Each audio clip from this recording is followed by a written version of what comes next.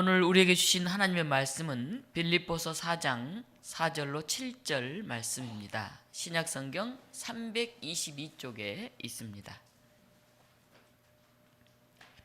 빌립보서 4장 4절로 7절 말씀 제가 봉독합니다.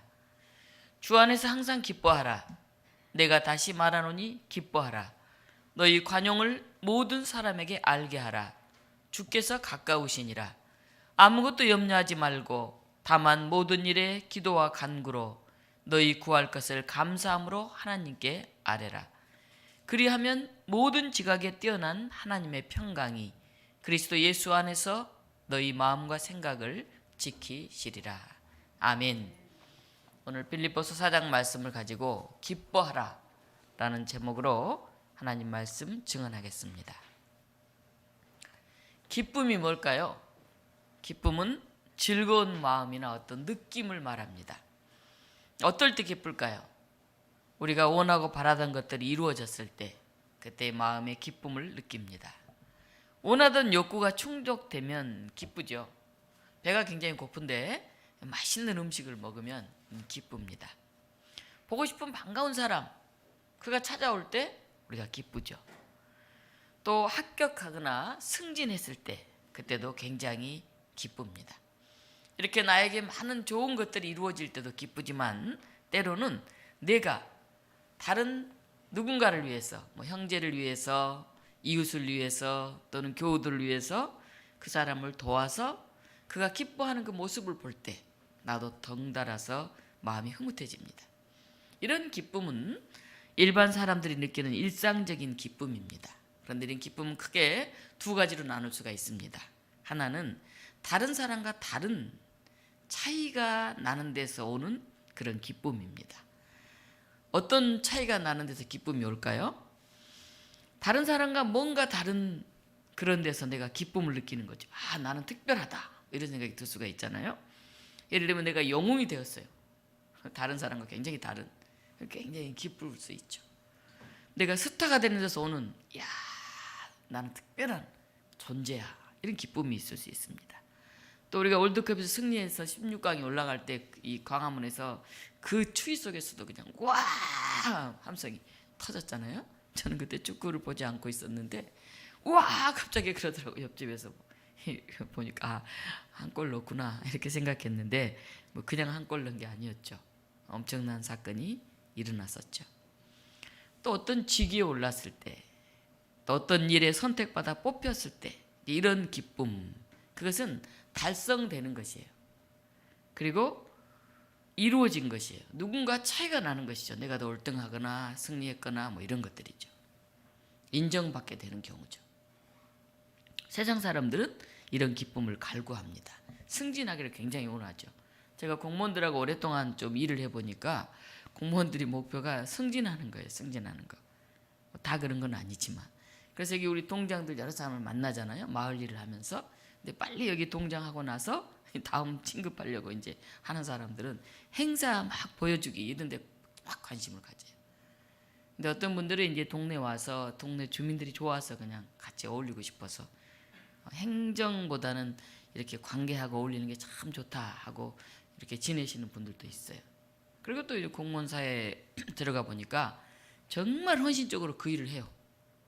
저렇게 열정적으로 참 막 찾아서 스스로 발견했어요. 그런 사람 보면 굉장히 우리가 이제 기쁘죠. 저는 공직자들이 저렇게 그냥 진급하기 위해서 지나가는 걸 단계로 하는 게 아니라 이 일을 그냥 잘 되게 하려고 막 만들어서 이렇게 하는 그런 사람을 보면 제가 마음이 굉장히 기쁩니다. 내가 더 높은 자리에 오르거나 많이 갔거나 무언가 다른 이보다 월등한 능력을 가지게 되면 사람들이 기뻐하죠. 또 하나의 기쁨이 있습니다. 그것은 연대감에서 오는 기쁨이에요. 연대감. 이것은 내가 능력이 더 뛰어나고 더 많이 가졌고 뭔가 높아진 데서 오는 나만의 특별한 그런 기쁨과 달라요. 다른 사람과 한 형제, 또 나도 그 공동체에 속했다, 소속되었다 하는 데서 오는 기쁨이에요. 이거는 이제 피부색이라든가 종교적 이념을 뛰어넘죠. 우리가 하나다 이런 데서 오는 기쁨이죠. 나도 그 안에 속해 있다 하는 그런 기쁨이 있죠. 누가복음 18장에 보면 바리새인들이 이렇게 기도하잖아요. 하나님이여 나는 다른 사람들 토색 불이 간임하는 자들과 같지 아니하고 이 세리와 같지 아니함을 감사하나이다. 다른 사람과 다른데 나는 특별하다고 기쁘다는 거죠. 나는 1회에 2번씩 금식하고 소득의 11조를 드리나이다. 바리새인들은 다른 사람보다 더 가지고 있는 것, 더 잘하고 있는 것, 더 자기가 특별한 것, 이것을 자랑하면서 기뻐했죠. 예수님은 그런 모습을 싫어하셨죠. 다른 이들이 나를 사랑하고 나를 기억하고 있고 나 역시 그들을 사랑하고 그들의 미소와 눈물이 내 웃음이 되고 내 눈물이 될 때 기쁘죠. 아, 나를 이렇게 알아주는구나. 나와 이렇게 함께하는 사람들이 많구나. 내가 힘든데 이렇게 내 옆에 있구나. 같이 눈물을 흘리는구나. 그걸 우리가 느낄 때 굉장히 기쁩니다. 그래서 우리 교우들 이렇게 있지만 우리가 마음이 통하는구나. 서로 기도하는구나. 서로 위로하는구나.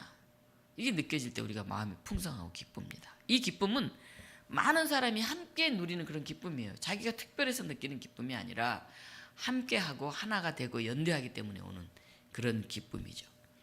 오늘 바울과 빌립보 교우들은 서로 연대감에서 오는 그런 기쁨을 나누고 있습니다. 그래서 이 빌립보서를 가지고 기쁨의 편지라고 불러요.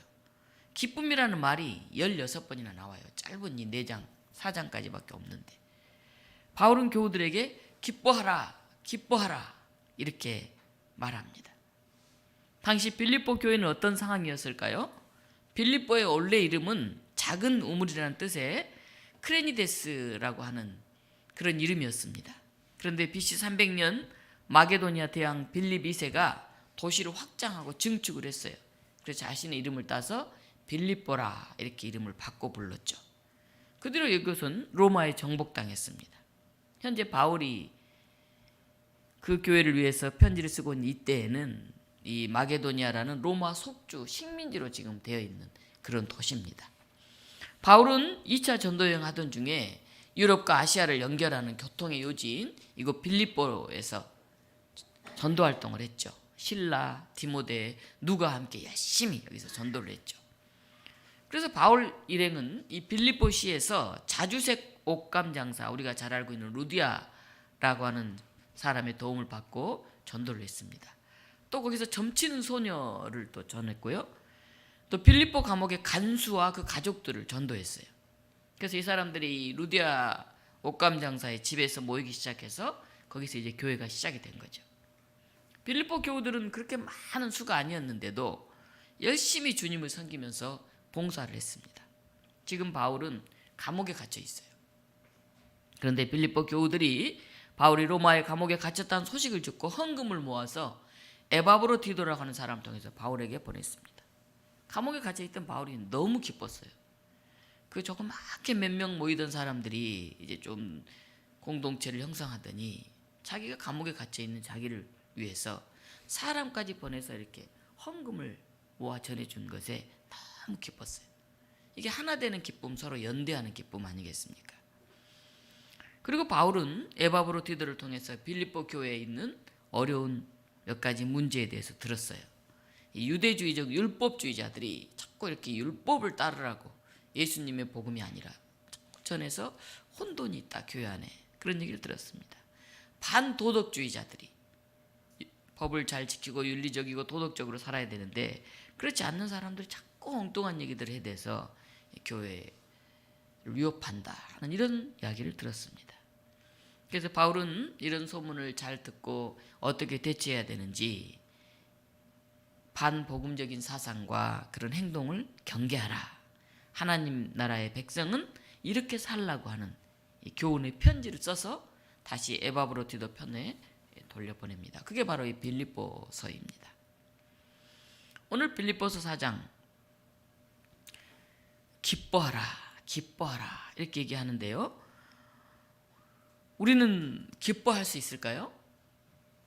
우리 생활에는 기쁨과 활력을 방해하는 것들이 굉장히 많이 있어요. 대표적인 것들이 스트레스죠. 스트레스 없이 그냥 편안하게 기쁘게 사는 사람은 거의 없습니다. 사람은 흔히 3가지 영역에서 스트레스를 받죠. 첫째는 관계에서 스트레스를 받죠. 가족끼리도 스트레스가 돼요. 싫고 미워서만 스트레스가 아니라 책임져야 하는 것, 뭐 이런 것도 사실은 스트레스가 될 수가 있죠. 예전에는 가족하면 정말 믿을 수 있고 자녀를 잘 돌보는 이렇게 생각했는데 요즘은 아이들이 학교를 안 나오면 학교에서 걱정을 해요. 혹시 집에서 부모들이 무슨 일을 일으키지 않았나. 아이가 입학할 때가 됐는데 학교를 입학을 안 해서 찾아보면 대부분이 애가 죽었거나 뭐 이런 경우가 너무 많기 때문에 지금 학교를 아이들이 많이 안 오면 선생님들이 조사를 해야 됩니다. 그렇지 않고 그냥 놔두면 안 돼요. 그래서 이제는 가족도 신뢰하지 못한 이런 사회가 됐구나 하는 생각이 듭니다. 그 다음에 친구, 이웃 이런 관계 속에서 우리가 알게 모르게 스트레스를 받습니다. 또 하나는 물질의 스트레스죠. 이 자본주의 돈이 주인이 된 이 사회에서 사는 우리는 알게 모르게 굉장히 경제적으로 스트레스를 받죠. 어찌 보면 가장 크게 받는 게 경제적인 것일 수 있어요. 뭐 집 문제, 이사 가야 되는데 주거 문제가 굉장히 스트레스가 되죠. 먹고 사는 것은 이제 기본은 먹지만 그래도 좀 더 풍성하게 살고 싶은 마음에 늘 스트레스가 있잖아요. 그 다음에 이제 직업, 학생들은 학교가 되겠죠. 학업 계획과 직장 생활에서 오는 그런 스트레스가 우리 모두는 크게 작게 받고 있습니다. 바울이 지금 빌립보 교우들에게요, 기뻐하라, 기뻐하라 이렇게 편지를 써서 보내는데 감옥에 갇힌 사람이 저 광명한 바깥 세상에 사는 사람들에게 기뻐하라고 이렇게 말합니다. 사실 감옥에 있는 바울이 훨씬 더 힘들잖아요. 기쁠까요?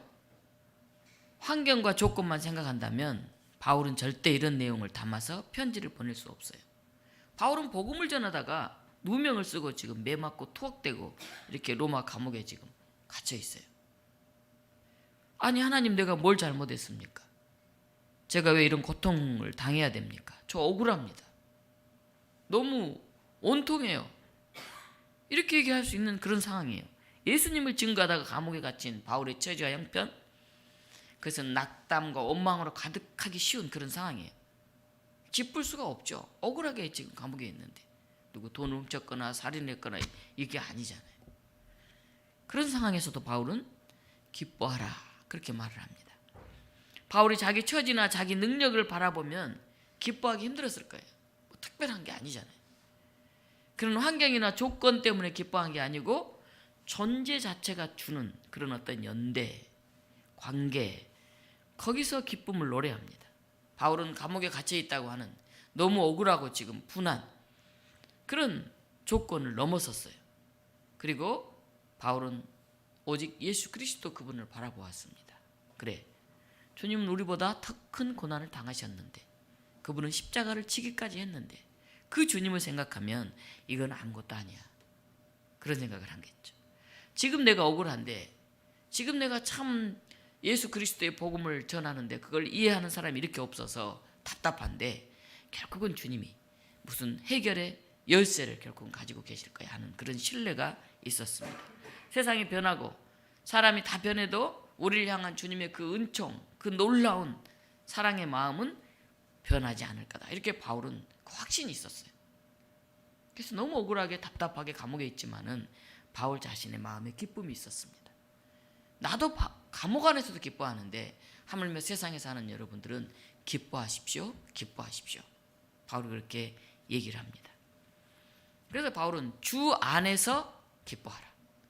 아까 말하듯이 세상적으로 뭐 출세하고 돈 벌고 뭐가 잘 되고 특별하고 뭐 승리하고 인정받고 이게 아니잖아요. 주 안에서 주님과의 관계성 속에서 기뻐하라. 그렇게 말하죠. 주 안에 있기 때문에 주님이 지금도 나와 함께 울고 웃고 있기 때문에 그 믿음으로 그 확신으로 기뻐하라. 그렇게 얘기를 합니다. 우리가 찬송가 370장 잘 부르는 찬송이죠. 주 안에 있는 나에게 딴 근심이 있으랴. 십자가 밑에 나아가 내 짐을 풀었네. 뭐 주 안에 있는 나에게도 근심이 있을 수 있죠. 근데 주님 안에 있기 때문에 그 믿음으로 그걸 넘어선다는 고백이죠. 그 두려움이 변하여 내 기도 되었고 전날의 한숨 변하여 내 노래 되었네. 주님을 찬송하면서 할렐루야 할렐루야. 내 앞길 멀고 험해도 나 주님만 따라가리. 단순히 한 번, 두 번 기뻐하는 게 아니에요. 바울은 항상 기뻐하라 그렇게 말합니다. 항상 기뻐하라. 여기 그리스 말로 카이레오라는 말은 기뻐하는 마음이 습관처럼 몸에 배어 있는 것을 가리켜요. 기뻐하는 태도가 몸에 배어 있어요. 우리 그런 사람들 보잖아요. 어떤 사람 보면 그냥 감사합니다, 감사합니다, 감사합니다. 작은 것만 갖고도 그냥 그래요. 싱글벙글, 싱글벙글. 그 사람을 보면 마음이 기뻐요. 그 몸에 감사가 몸에 배어 있어요. 우리는 기쁨을 간직하려면 어떻게 해야 될까요? 우리 세상 살면서 피곤하기도 하고 짜증나기도 하고 자녀들 때문에 속상하기도 하고 직장에 스트레스 받기도 하고 경제적으로도 참 아무리 많이 벌어도 쓸 게 그만큼 많잖아요. 요즘 또 집값이 떨어져 가지고 이렇게 빚내서 집 사놓은 우리 영끌에서 집 산 MZ세대들이 막 죽으려고 그러잖아요. 너무나 금리는 오르고 집값은 떨어지고 뭐 1, 2억 차이가 나니 다시 팔 수도 없고 그 이자 내면서 지금 죽으려고 하고 있죠. 오늘 바울은 기쁨을 간직하는 방법 두 가지를 얘기합니다. 하나는 염려 대신 감사함으로 기도하라 그렇게 얘기합니다. 염려란 단어는 두 가지 낱말이 합쳐진 거예요. 하나는 메리조, 하나는 누스라고 하는 단어가 합쳐진 거예요. 메리조는 나누어지다, 분열하다 이런 뜻이에요. 누스는 마음, 생각 이런 걸 말해요. 그러니까 마음이나 생각이 나뉘어지는 것, 그게 염려예요. 우리 마음이 막 나뉘어지면, 염려가 많아지면 어떤 일에 집중하기가 힘들죠. 그럼 마음에까지 병이 되잖아요. 염려하는 게 시간과 마음을 뺏기다 보면 더 중요한 가치 있는 일에 집중하기가 어렵죠. 사람이 살면서 여러 가지 일에 관심을 갖는 것 자체가 잘못은 아니에요. 많은 일에 관심을 갖고. 그러나 지나치게 거기에 집중해서 이것도 신경 쓰고 저것도 신경 쓰면 염려에 빠지면 문제죠. 우리가 염려가 크면 클수록 우리 마음이 막 혼돈스러워져요. 그러면 어떻게 염려하지 않을 수 있을까? 바울은 아무것도 염려하지 말고 감사함으로 하나님께 아뢰라 그렇게 말합니다. 이사야서 26장 3절에서 주께서는 마음을 주께 의탁하는 사람을 완전한 화평 속에 지키시리니 이는 그 사람이 주를 의뢰함이니라 이렇게 말하고 있습니다. 초대교회 시절에 수리아 안디옥에 요한 크리스토툼이라고 하는 그런 사제가 있었어요. 그는 정말 기도하는 사람이었고 주님의 사랑을 몸으로 실천했던 사람이에요. 그는 권력을 갖고 있는 사람들 앞에서는 오히려 더 담대했고 헐벗고 힘이 없는 사람들은 늘 긍휼히 여기는 마음으로 베풀었습니다. 그는 귀족의 아들로 태어났는데 거의 옷이 별로 없었어요. 단벌 옷으로 만족했어요. 그리고 뭐 좋은 기름진 음식도 피했습니다. 그래서 시민들이 그를 너무 존경했어요. 심지어는 그를 성자라고 그렇게 불렀습니다. 그리고 사람들은 그가 말 한마디만 하면 귀를 기울이고 그 말 앞에 다 이렇게 순종했죠. 크리스토툼은 황제와 황후의 그런 치부, 전행 이런 것에 대해서도 막 비판을 거침없이 했어요. 그래서 그의 설교는 황제에게는 아주 가시와 같았죠. 그래서 어떻게 하면 저를 없앨까 하다가 크리스토툼을 감옥에 가두었습니다. 독방에 갇힌 크리스토툼은 그곳에서 하나님께 이렇게 기도했어요. 주님, 저에게 이렇게 조용한 기도실을 주시니 감사합니다. 이 이야기를 들은 황제가 뭐라고? 이 녀석이 하고는 흉악범들이 가득한 곳에 그를 보냈어요. 그랬더니 거기서 크리스토툼이 또 이제 기도합니다. 이 불쌍한 죄수들이 복음을 들을 수 있게 하시려고 저를 이곳으로 파송하시니 주님 감사합니다. 이야기를 들은 황후는 이제 크리스토툼을 사형을 시켜야 되겠다. 뭐 뉘우치는 것도 없고 겁내는 것도 없고 안 되겠다. 이렇게 하고 이제 사형을 시키기로 작정을 했습니다. 그랬더니 크리스토툼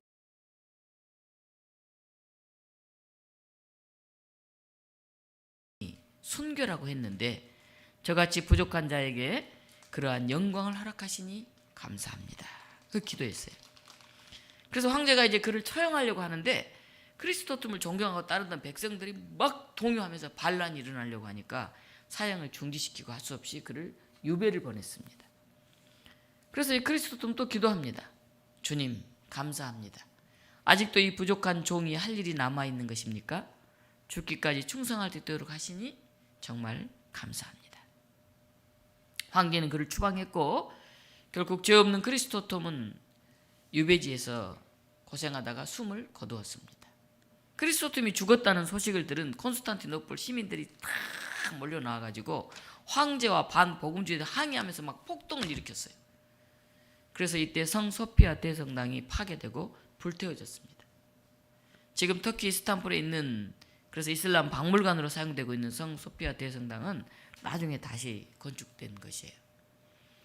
크리스토톰이 죽은 후에 오래지 않아서 그에 대한 변호가 시작됐어요. 그는 의로운 사람이었다. 황제가 문제였다. 그래서 마침내 AD 438년에 크리스토톰의 유골이 다시 콘스탄티노플로 이렇게 옮겨져서 재매장이 되었습니다. 그리고 그의 명예는 다시 복권이 되었습니다. 염려 대신 감사의 기도를 드리던 크리스토톰은 모든 것이 회복되었습니다. 그가 남긴 애식서는 지금까지도 정교회에서 사용되고 있습니다.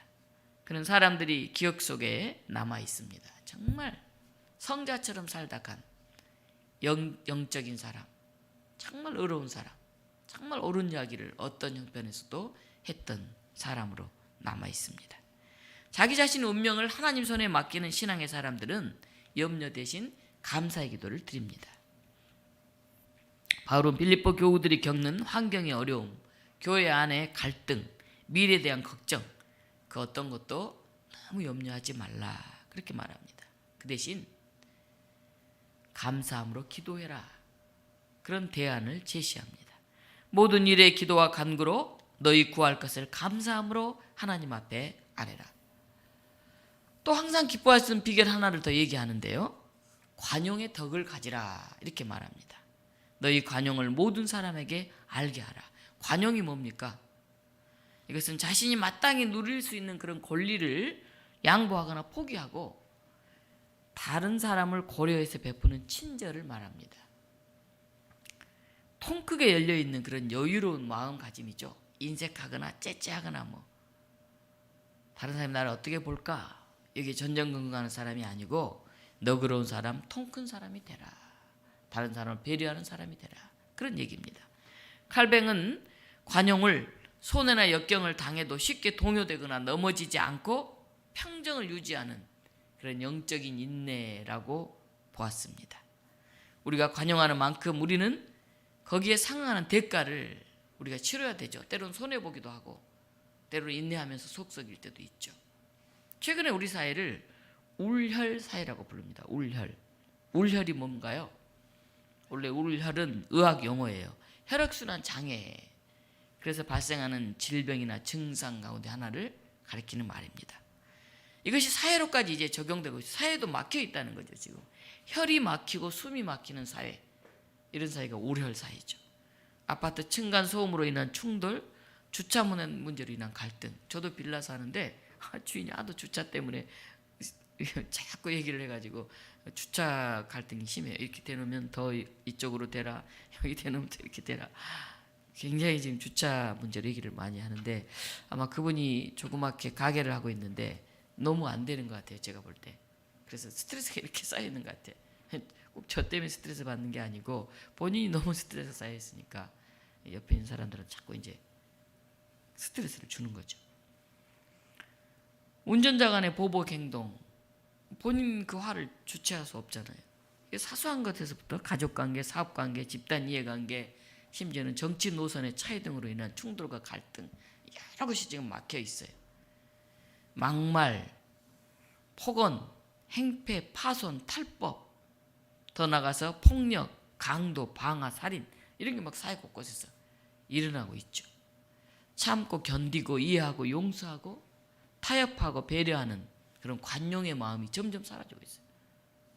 옛날에는 어떤 큰일이 있어도 다 어지간하면 이해하고 넘어가고 그랬는데 문제를 대화와 순리로 해결하려고 하기보다는 욕설, 몸싸움, 소송 막 심지어는 요새 정치권에서 빽하면 서로 막 소송하잖아요. 정치라는 건 원래 타협이잖아요. 대화를 통해서 풀어내자는 거예요. 정치는 이제 법이나 이런 게 아니죠. 잘잘못을 따지고 막 비판하는 게 아니라 내년에 예산 문제라든가 이런 거 서로 생각이 다르고 일정 부분 한쪽이 옳은 것도 있고 저쪽이 옳은 내용도 있을 수 있죠. 근데 그걸 이제 타협하고 조율하고 하는 게 이게 정치는 조절하는 거예요, 사실은. 근데 그게 잘 안 되고 있죠. 관용이 사라진 사회는 늘 긴장되고 피곤해요. 옛 선조들 말대로 사람들은 10인 10색입니다. 10명 있으면 다 달라요. 똑같은 사람이 없다는 얘기죠. 때문에 더 존중해야 되고 그래서 더 관용이 필요합니다. 오늘 바울이 빌립보 교인들에게 말합니다. 너희 관용을 모든 사람에게 알게 하라. 주께서 가까우시니라. 너희 관용을 모든 사람에게 알게 하라는 거예요. 특정한 사람에게만 우리는 너그럽게 대하잖아요. 우리 가족인 경우는 좀 넘어가죠. 속상해도. 내 마음에 드는 사람은 그냥 좀 봐주죠. 근데 주님은 우리가 관용을 베풀 대상을 모든 사람이라고 합니다. 모든 사람. 왜? 주께서 가까우시니라. 그리스도의 재림이 가깝기 때문에 모든 사람에게 관용하라고 말합니다. 여기는 두 가지로 해석할 수가 있는데요. 그리스도의 재림이 가깝다 하는 말은 일상생활에서 통 크게 행동하는 사람, 다른 사람을 배려심 있게 너그럽게 대하는 사람은 주님과 가까운 사람이라는 뜻이. 가깝다는 말은 함께 있다, 동행하다 그런 뜻입니다. 관용을 베푸는 사람에게 주님은 가까이 다가오신다는 거예요. 그런 사람은 주님과 더 늘 가까이 만난다는 거예요. 두 번째는 바울은 주님이 곧 오시면 관용을 베풀 기회가 별로 없다. 그러니까 지금 그 기회를 놓치지 말라 하는 얘기예요. 예수 그리스도의 재림이 가까우니 관용하면서 살아라. 부모가 언제까지 살아계실지 모르잖아요. 부모님 계실 때 잘하라 그런 얘기 하잖아요. 또 형제들에게, 심지어는 가슴에 맺혀있는 미운 사람에게까지 모든 사람에게 관용을 베풀어라. 기회가 별로 많지 않다. 그 얘기를 하는 것입니다. 마지막으로 기쁨은 전념돼요. 헨리 나우엔과 함께하는 성탄절이라는 책이 있습니다. 거기서 이렇게 나옵니다. 기쁨은 전념되는 것이다. 염려와 근심도 마찬가지다. 나는 친구 한 사람을 알고 있다. 이 친구 얼굴은 항상 기쁨으로 빛난다. 그 얼굴에 기쁨이 담겨 있는 것은 그 사람이 기뻐할 만한 조건들로 채워진 생활을 하기 때문이 아니다. 그 친구는 다만 자기 자신과 다른 사람이 겪는 고통을 하나님의 존재를 인정하는 이유로 삼기에 고통 속에서도 기뻐할 수 있다. 그는 어디를 가든지 어떤 사람을 만나든지 아름다운 모습을 하나 이상 반드시 찾아낸다. 그리고 그 아름다움을 보고 느끼면서 반드시 기뻐할 이유, 감사할 이유를 발견해내곤 한다. 이 친구가 지닌 기쁨은 전념성을 띠고 있다. 이 친구와 자주 만나면 만날수록 어두운 구름이 낀 하늘에서 빛나는 태양을 점점 더 확실하게 바라보게 된다. 오늘 우리 옆 사람 얼굴 한번 이렇게 쳐다보시겠습니까? 뒤에 사람 한번 보세요. 네. 어떻습니까? 기뻐하고 있습니까? 피곤해 보입니까? 힘들어 보입니까? 신앙생활과 영혼의 웃음을 머금고 기뻐하는 생활은 뗄래야 뗄 수 없는 관계에 있습니다. 사람은 기쁨을 먹고 사는 존재입니다. 마음에서 우러나는 잔잔한 그런 기쁨이 없다면 우리 생활은 메마르고 각박하게 될 거예요. 그래서 우리가 일상생활 속에서 이 작은 소소한 기쁨들을 발견해내야 됩니다. 교회 생활과 감사하는 생활이 또 주님을 닮으려고 하는 기도를 통해서 우리는 영적인 기쁨이 싹이 틉니다. 거기에 물을 주고 자라나게 하는 그런 삶을 살아야겠습니다. 주님 안에서 얻어지는 기쁨이기 때문에 이 세상 사람들이 뭐 돈을 많이 벌면 출세를 하면 뭘 하면 그런 기쁨과 구별이 되죠. 우리 작은 것 속에서 물을 주고 싹 틔우게 하고 기쁨을 만들어내는 거죠. 그래서 항상 한 가지라도 저 사람에게 기뻐할 거리들을 찾아내려고 하는 노력. 어떤 처지에서도. 이게 신앙인이 가지고 있는 기쁨의 특징이 있죠. 우리 밋밋하게 살지 말고 이제 한 해도 다 지나가고 있는데 웃음을 좀 만들어 갔으면 좋겠어요. 아이고 저 권사님을 보면 기뻐. 저 집사님을 보면 기뻐. 이렇게. 우리 성탄을 맞으면서 우리 부목사님이 성탄 인사를 영상에 담고 또 영상으로 막 찬양하는 것을 준비하시더라고요. 또 지지난주에 우리 바리스타가 돼서 차를 내리고 또 우리 청년이 떡을 만들고 이런 작은 수고들이 모아지면 우리가 미소 짓게 되죠. 웃음을 만드는 성도들이 되었으면 좋겠습니다. 기쁨을 나누어가는 공동체가 되었으면 좋겠습니다. 오늘 마지막 7절을 읽고 말씀을 마칩니다. 그리하면 모든 지각에 뛰어난 하나님의 평화가 그리스도 예수 안에서 너희 마음과 생각을 지키시리라. 하나님의 평화가 우리 마음과 생각을 지키는 그곳에 염려가 사라지고 기쁨이 넘치게 될 것입니다. 기도합시다. 주님, 웃고 싶습니다. 우리를 보고 사람들이 미소 짓는 그런 삶을 살고 싶습니다. 어느 순간 기쁨이 사라진 그런 세상에 우리가 서 있습니다. 아니, 염려와 걱정이 가득한 그런 삶을 살고 있는지 모르겠습니다. 하나님, 염려한다고 해결될 것이 없는데도 미리 앞당겨서 염려를 합니다. 그렇게 염려한다고 누가 내 키를 한 자라도 더 자라게 할 수 있느냐? 주님은 말씀하십니다. 주님, 우리가 고민하고 염려해서 해결되지 않는 것들 주님 앞에 맡기게 하시고 오늘 우리 안에 있는 기뻐할 조건들을 찾아서 기뻐할 수 있게 하시고 오늘 우리와 함께 하시는 주님 안에서 우리가 감사의 기도를 드릴 수 있게 하시고 우리가 만나는 사람들에게 관용의 삶으로 격려하고 세워갈 수 있는 저희들이 되게 하여 주시옵소서. 우리 교회, 우리 교우들 안에 임하셔서 우리가 웃음을 머금고 사는 성도들,